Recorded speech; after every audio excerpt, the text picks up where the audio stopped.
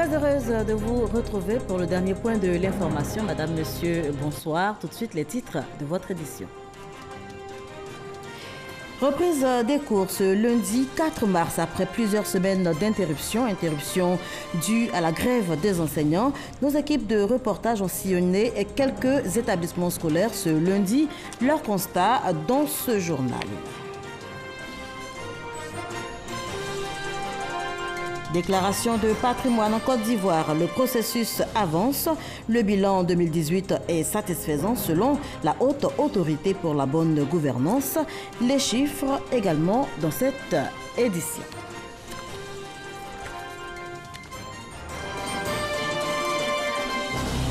Et puis aux États-Unis, une tornade a fait au moins 23 morts et des dégâts très importants dans le sud-est du pays. Plusieurs personnes sont portées disparues et d'autres hospitalisées avec des blessures graves selon les autorités locales. Merci de rester sur RTI 1. Je vous le disais en titre, reprise ce lundi 4 mars des cours après plusieurs semaines d'interruption due à la grève des enseignants. Nos équipes de reportage ont sillonné justement ce lundi matin quelques établissements scolaires, notamment les groupes scolaires Château d'Eau et le lycée moderne de la commune de Cocody. Le constat tout de suite avec Walter Amadou Ouattara. Accompagnés ou non, les écoliers ont repris le chemin de l'école ce lundi 4 mars 2019. Il est 8 heures lorsqu'au groupe maternel Château d'Eau dans la commune de Cocody, honneur est rendu au drapeau. Les retardataires sont obligés de suivre cette montée à travers le portail fermé. Juste à côté, le groupe scolaire Château d'Eau 1 et 2. Des écoliers attendent sagement leur maître en salle de classe. Heureux de retourner à l'école, des apprenants crient leur joie dans la cour. Leurs parents ne sont pas moins ravis d'ailleurs. Je suis heureuse de venir à l'école ce matin. Dieu merci qu'on a repris l'école. Si la grève continuait, c'était pas bon, on ne pourra pas faire l'examen. Je vois l'ensemble des élèves là. Vraiment, ça me va droit au cœur. Pendant ces 1 mois, voilà, j'étais le répétiteur de l'enfant. Voilà, pour ne pas qu'elle oublie ce qu'on a appris. Au niveau du secondaire, les cours du matin se déroulent bien au lycée moderne de Cocody. Cela sous l'œil vigilant et discret des forces de l'ordre. Les élèves et le chef de l'établissement souhaitent que les enseignants encore hésitants reviennent à de meilleurs sentiments. Nous sommes là à faire la correction de la dite question. Avec nos profs, on ne veut pas d'année blanche. Je demande pardon à tous les professeurs de revenir faire les cours. Ce matin, la reprise, elle est très timide. Nous avons enregistré l'arrivée d'une douzaine de professeurs sur la soixantaine qui a attendu. C'est encourageant. Ça augure moins de lendemain meilleur. Dans l'ensemble, la reprise annoncée pour ce lundi matin est visiblement timide dans la commune de Cocody. Pour des chefs d'établissement, l'espoir d'éviter une année blanche au niveau scolaire est encore permis. Voilà, rentrée des classes effectives également à Boaké, dans la région de Béké. On fait le point tout de suite de cette journée de rentrée après donc quelques semaines d'interruption. Et c'est avec Boubacar Silla et Kader Sogodogo. École primaire publique Irdo. Après un mois de suspension des cours, les élèves renouent avec l'environnement scolaire. À la demande de leur syndicat, ces enseignants ont accepté de reprendre les cours. Nous sommes là depuis 7 heures. Et comme vous pouvez le constater, la classe est vraiment remplie. Dans le secondaire, au lycée moderne de Nembo, les élèves suivent attentivement les cours de français. Le chef d'établissement rassure quant à l'effectivité de la reprise. Ce matin, la reprise a été effective au lycée Nembo. Les élèves sont venus, le personnel administratif est arrivé, les enseignants aussi sont venus. De 7h à 8h, nous attendions 40 enseignants. Nous avons enregistré 16 absents. Aujourd'hui, comme les choses se passent relativement bien, donc on s'est dit que demain mardi, on va atteindre effectivement la vitesse de croisière et les cours vont atteindre un taux de participation de 100%. Toutefois, certaines écoles sont restées fermées, notamment le lycée moderne des jeunes filles communément appelé Grand Bayou, où enseignants et apprenants sont encore à la traîne. Les étudiants de Côte d'Ivoire ont aussi regagné les amphithéâtres après la levée du mot d'ordre de grève des enseignants. Notez que Grace Kondo et Moustapha Diaby ont fait un tour dans les universités de Félix Houphouët-Boigny de Cocody et Nangui Abrogwa d'Adjamé. Leur constat. Il est 9 h ce lundi. Nous sommes à l'université Félix Houphouët-Boigny où la vie reprend son cours normal après la grève des enseignants du supérieur. On peut apercevoir des attroupements d'étudiants un peu partout. Ce sont des étudiants qui, pour la plupart, sont venus procéder à des réclamations après l'affichage des résultats d'examen. Les résultats sont sortis avant-hier en sciences économiques de gestion. Il y a certains dont les noms figurent qui n'ont pas de notes. Donc le décanat a dit que non, on peut faire des réclamations. Voilà pourquoi vous voyez les fiches dans les mains de certains étudiants ce matin. À la faculté de droit, il faut dire que les concours sont déjà passés, donc nous sommes dans l'attente des résultats. Cap sur Abobo, Université Nangui Abrogwa est notre décor, mais avec les mêmes réalités. Des étudiants en amphi en plein cours, plus loin d'autres en composition. Les cours se sont bien déroulés à l'Université Nangui Abrogwa. À part le tronc commun qui devait commencer la rentrée universitaire 2018-2019 le lundi 25. Ce matin, ils ont commencé les cours et tout se déroule bien. Les enseignants des universités publiques avaient décidé d'arrêter toutes les activités académiques pendant une année. Après négociation, les syndicalistes ont décidé de suspendre leur mot d'ordre de grève. Voilà, la reprise est donc effective depuis ce lundi matin dans les établissements scolaires et autres universités de Côte d'Ivoire. On change complètement de sujet à présent. On parle de lutte contre la pauvreté. Bientôt un registre social unique des ménages pauvres et vulnérables. Le ministère de la Solidarité, de la Cohésion sociale et de la lutte contre la pauvreté vient de lancer l'élaboration du dit registre. Un registre qui a été validé et qui va permettre de gérer au mieux les données des ménages pauvres. C'est ce que nous dit Grace Kondo. Le gouvernement ivoirien se dote d'un registre social unique des ménages pauvres et vulnérables dans le cadre du projet Filets sociaux productifs. Ce document prend en compte, entre autres, les besoins spécifiques de chaque ménage et assure une coordination efficace des interventions au niveau sectoriel. C'est l'opportunité d'un engagement conjoint nécessaire entre parties prenantes pour mobiliser la synergie intersectorielle et éviter ainsi que les initiatives en faveur des groupes vulnérables évoluent de manière cloisonnée sans une possibilité de retracer les différents investissements dans le capital humain des bénéficiaires. Le registre unique des ménages pauvres et vulnérables bénéficie de l'appui technique de plusieurs partenaires, dont l'UNICEF. Il y a pratiquement une année qu'on a commencé cet exercice et derrière, les partenaires ont contribué au développement du concept lui-même. De voir qu'est-ce qu'on met là-dedans, quelles catégories on met, comment on développe les questionnaires, les questions qu'on met dans les questionnaires, comment on lit différentes bases de données. Mais aussi, on a appris des expériences qui existent dans l'autre pays. C'est aussi important pour nous de voir comment ça va fonctionner. C'est dans ce domaine que les partenaires techniques et financiers sont intéressés à appuyer davantage le registre social. Le projet Filets sociaux productifs s'inscrit dans la mise en œuvre de la stratégie de protection sociale adoptée par le gouvernement en 2014. Il vise, à travers des allocations trimestrielles, la réduction de l'extrême pauvreté. De mars 2017 à décembre 2018, 35 000 ménages ont bénéficié du projet Filets sociaux productifs. Et pour 2019, le gouvernement se fixe pour objectif de satisfaire 100 000 ménages. Les meilleurs promoteurs de développement communautaire ont reçu leur prix. Une cérémonie de remise qui a eu lieu le 28 février, donc jeudi dernier. C'était à l'immeuble Siam, au plateau, en présence du ministre du Plan et du Développement, Kaba Nialé. Notez qu'à l'occasion, le bilan de l'exercice 2018 de ce département ministériel a été dressé et d'importants chantiers ont également été annoncés. Reportage Jean-Louis Gbangbo. Une cérémonie de reconnaissance des mérites des promoteurs de développement communautaire, mais également une occasion pour le ministère du Plan et du Développement de jeter un regard rétrospectif sur les acquis de l'exercice précédent.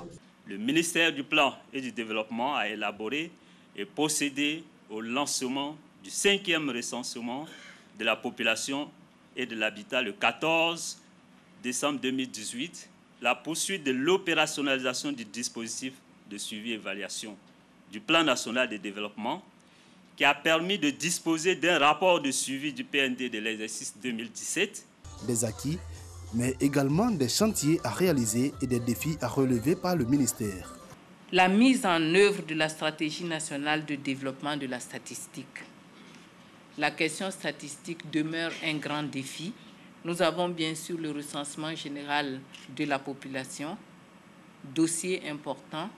Je voudrais enfin rappeler le dossier de l'enquête harmonisée sur les conditions de vie des ménages. La Prosam de San Pedro et l'Association ivoirienne pour le progrès de Bouaké a été respectivement 2e et 3e meilleurs promoteurs de développement communautaire du prix d'excellence 2018 ont reçu leur distinction à l'occasion de cette cérémonie. Rappelons que le premier prix est revenu à l'animation rurale de Korogo. Le ministre de la Santé et de l'Hygiène publique, Dr Aka Awole, a inauguré le jeudi 28 février, et jeudi dernier donc, une unité d'ophtalmologie pédiatrique du CHU de Treichville. C'est une unité qui va permettre de prendre en charge efficacement les enfants malades souffrant donc de maladies oculaires. On en parle avec Herman Niamia. C'est un ouvrage qui va soulager les enfants souffrant de maladies oculaires. L'unité d'ophtalmologie pédiatrique du CHU de Treichville, inaugurée ce jour par le ministre de la Santé et de l'Hygiène publique, est un don de l'ONG allemande CBM qui a entièrement financé sa construction et son équipement en partenariat avec le Lions Club d'Allemagne. Au-delà des actions ponctuelles, la volonté de CBM est de contribuer à mettre en place des mécanismes durables pour une prise en charge holistique des questions liées au handicap en général et en matière de santé oculaire en particulier. Pour répondre aux objectifs de ce projet, nous avons mis en formation certains de nos collaborateurs, médecins et infirmiers spécialistes. L'équipe, monsieur le ministre, est donc préparée, elle est prête aujourd'hui à faire de ce bel outil un instrument de référence pour les absorptions ophtalmologiques de l'enfant. D'un coût global de 425 millions de francs CFA, l'unité d'ophtalmologie pédiatrique du CHU de Treichville est un bâtiment composé de 6 salles d'hospitalisation, de 2 blocs opératoires, d'une salle de rééducation oculaire et des équipements. La cataracte et le glaucome pourront être traités dans cette unité. Selon le ministre de la Santé et de l'Hygiène publique, cet édifice chirurgico-médical s'inscrit dans la politique nationale de santé publique. Au Conseil des ministres, vous avez dû suivre, c'est près de 11 milliards de francs qui sont annoncés pour la réhabilitation et l'équipement d'établissements sanitaires dans la perspective du démarrage de la couverture maladie universelle. Mais à la vérité, c'est plus de 833 milliards qui seront investis à cet effet. Outre l'unité d'ophtalmologie pédiatrique du CHU de Treichville, 2 autres unités sont en construction au CHU de Bouaké et au centre médico-social El Rafa d'Abobo. On reste dans le domaine de la santé. On parle cette fois de lutte contre la trypanosomiase ou encore maladie du sommeil. 0 cas de trypanosomiase enregistré en 2018 en Côte d'Ivoire. Toutefois, la maladie reste bien présente sur le continent africain. Plus de 2000 cas enregistrés en Afrique en 2015. Cela selon l'Organisation mondiale de la santé, l'OMS, qui justement a tenu récemment sa 10e réunion annuelle sur la trypanosomiase. Ici même en Côte d'Ivoire, précisément à Grand Bassam, où nous conduit à présent Moussa Konaté. Douleurs musculaires et articulaires, fièvre, fatigue et maux de tête, des symptômes de la trypanosomiase ou la maladie du sommeil. Une maladie transmise par la mouche CC. La Côte d'Ivoire fait partie des pays touchés par la trypanosomiase. Grâce à sa politique de surveillance et de prise en charge, le pays n'a enregistré aucun cas en 2018. Les autorités ivoiriennes restent cependant vigilantes. Nous faisons la lutte contre le vecteur. C'est-à-dire quoi? La mouche, c'est ce qui transmet la maladie. Nous posons des pièges dans ces zones-là. Nous avons des pièges de capture, des écrans de lutte qui sont imprégnés d'insecticides. Quand on dépose ces écrans, ça attire les mouches. Et comme il y a des insecticides, ça les tue. Voilà l'activité principale pour arriver à l'élimination. Et ensuite, il faut dépister tous les cas. Parce qu'un seul porteur peut entraîner d'autres malades. Si vous avez traité vos malades, vous avez lutté contre le vecteur, vous arrêtez la transmission. Voilà ce que nous faisons. 0 cas en Côte d'Ivoire l'an dernier. Cela est donc possible dans les autres États africains. L'Organisation mondiale de la santé veut éradiquer la trypanosomiase d'ici 2020. Les responsables nationaux du programme de lutte contre la maladie sont réunis pour partager leurs expériences. Les derniers chiffres en 2015, nous sommes à 2800 cas en Afrique, répartis dans 24 pays. Et ces cas sont sous contrôle. Il faut que l'ensemble de ces pays atteignent le niveau de performance de la Côte d'Ivoire, c'est-à-dire 0 cas déjà et maintenant. C'est la 10e réunion annuelle organisée par l'OMS afin de réfléchir à l'éradication de la trypanosomiase. Une trentaine d'experts venus de 18 pays d'Afrique et d'Europe participent à cette rencontre qui se tient sur 2 jours. Déclaration de patrimoine en Côte d'Ivoire. Le processus avance. Le bilan 2018 est satisfaisant selon la Haute Autorité pour la bonne gouvernance. Les chiffres le disent.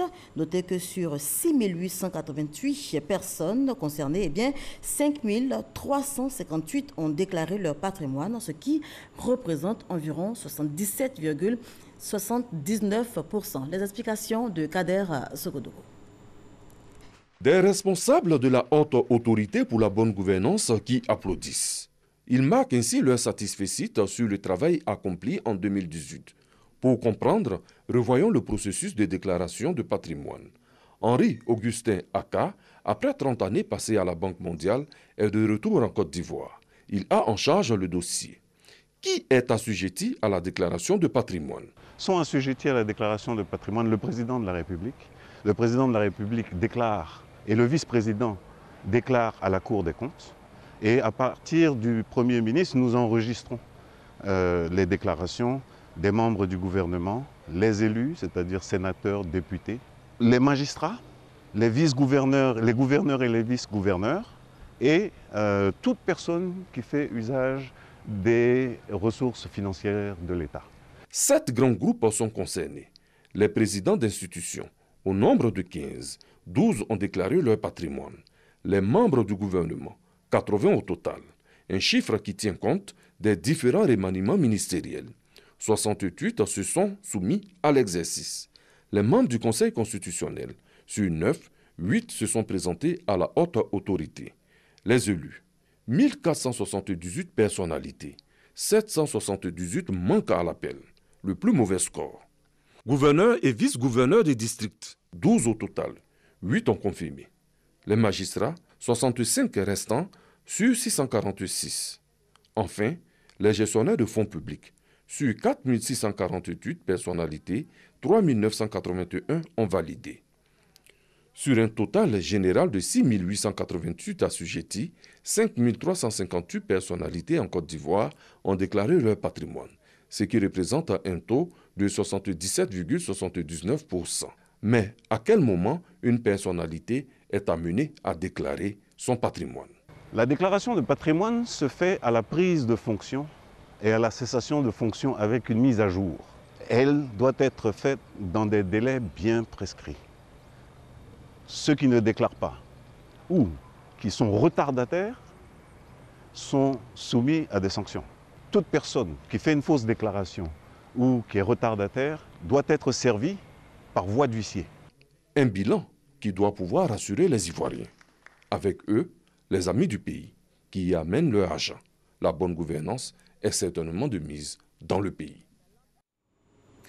La Fédération des organisations républicaines pour la cohésion et l'émergence, Force 2015, poursuit sa tournée dans l'intérieur du pays, tournée donc de mobilisation autour du RHDP, les étapes d'Aboville, de Tiassalé et d'Aboasso avec Abou Sanogo. De Tiassalé à Akopé, en passant par la commune de Trècheville, d'Aboasso à Aboville, en marquant une halte à Azopé, le message du leader de la Force 2015, la Fédération des organisations républicaines pour la cohésion et l'émergence, président de l'Union de mouvement du RHDP Charles Niaouré, reste le même.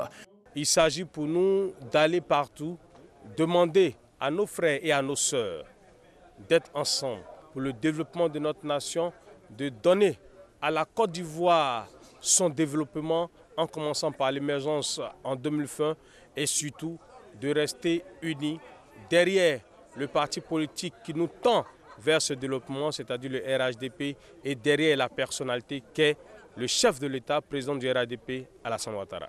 Un appel à la mobilisation approuvé par l'ensemble des militants du RHDP qui entendent jouer pleinement leur partition.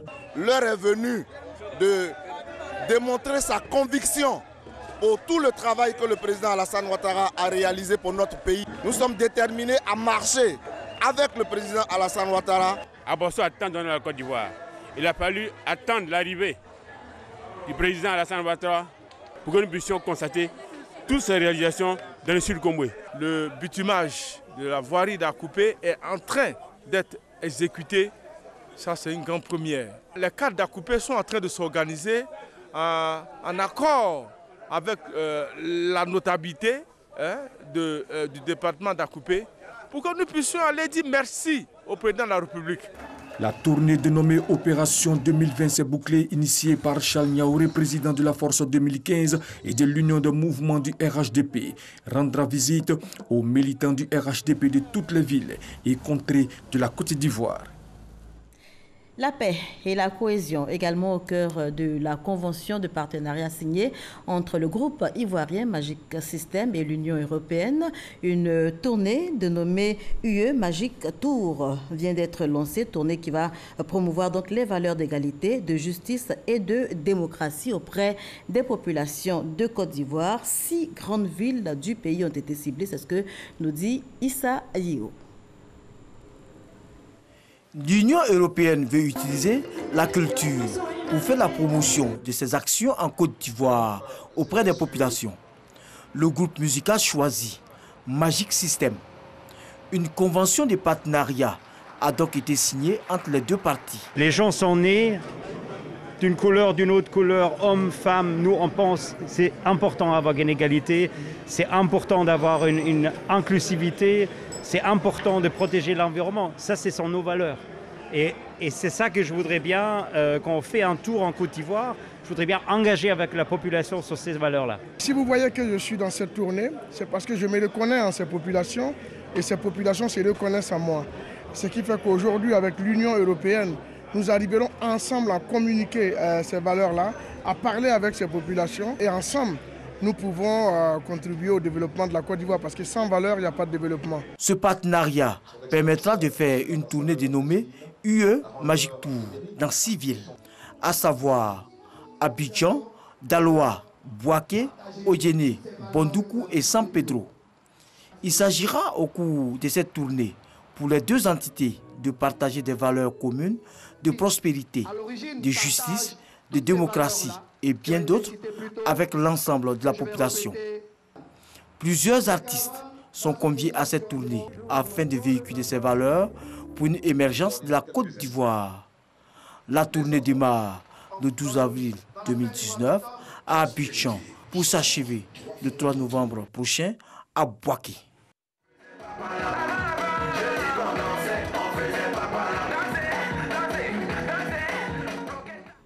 Et on reste avec notre reporter Issa Yeo pour parler culture, toujours. Des artistes ivoiriens et humoristes ivoiriens ont participé récemment à Rabat, au Maroc, à la 2e édition des Journées culturelles ivoiriennes. Des journées qui avaient pour objectif, vous en doutez certainement, de renforcer les liens d'amitié et de coopération entre la Côte d'Ivoire et le Maroc. La salle du Théâtre national Mohamed V de Rabat, au Maroc, a refusé du monde à l'occasion de la 2e édition des Journées culturelles ivoiriennes. L'objectif de ces journées, renforcer les liens de coopération et d'amitié dans le domaine culturel entre la Côte d'Ivoire et le royaume chérifien.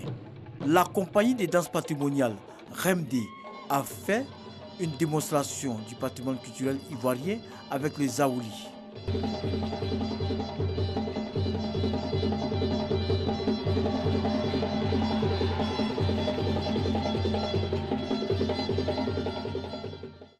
Chantal Taïba, Issam Kamal et Ariel Chéné, des artistes de renom, à leur tour, font chanter et danser de nombreux publics.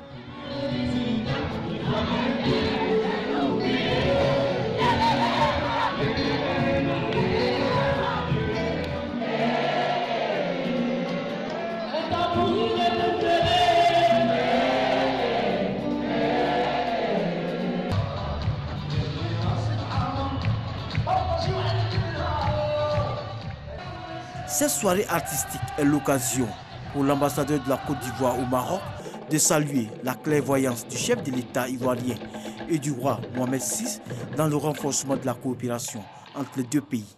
Aujourd'hui, vous avez une forte communauté ivoirienne donc, au Maroc. Vous avez la communauté estudiantine qui étudie dans les meilleures conditions. Vous avez aussi ces dernières années des Ivoiriens qui viennent pour entreprendre au Maroc. Mais tout ça va dans le sens de la confiance qui existe entre les deux hommes d'État, le président Alassane Ouattara et Sa Majesté le roi Mohamed VI. La première édition avait enregistré la participation de 600 spectateurs.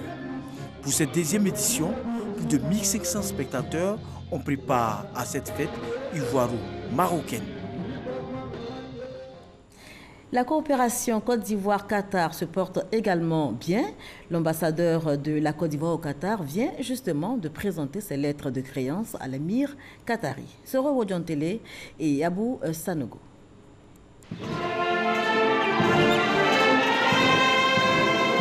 La Côte d'Ivoire est désormais présente sur le territoire du Qatar. Son tout premier ambassadeur, Abdoul Karim Cissé, a remis ses lettres de créance aux autorités qataries au Palais Royal en qualité d'ambassadeur extraordinaire et plénipotentiaire.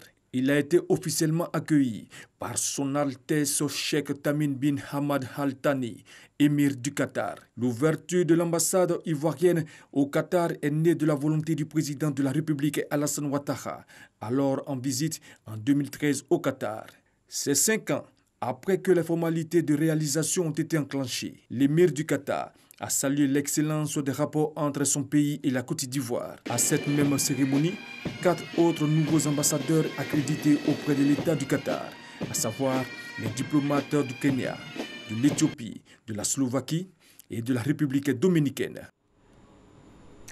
Et puis, sachez qu'en Algérie, le président sortant, Abdelaziz Bouteflika, a déposé hier, dimanche, sa candidature pour un 5e mandat. Dans un message lu à la télévision algérienne, Abdelaziz Bouteflika promet, s'il est réélu, une présidentielle anticipée à laquelle il ne se représentera pas. Il annonce également d'importantes réformes. Et puis les États-Unis, pour terminer, une tornade a fait au moins 23 morts et des dégâts très importants en Alabama, c'est dans le sud-est. Plusieurs personnes sont portées disparues et plusieurs autres personnes sont hospitalisées avec des blessures graves selon les autorités locales. Voilà, c'est la fin de cette édition. Merci de l'avoir suivi. Je vous retrouve demain avec beaucoup de plaisir.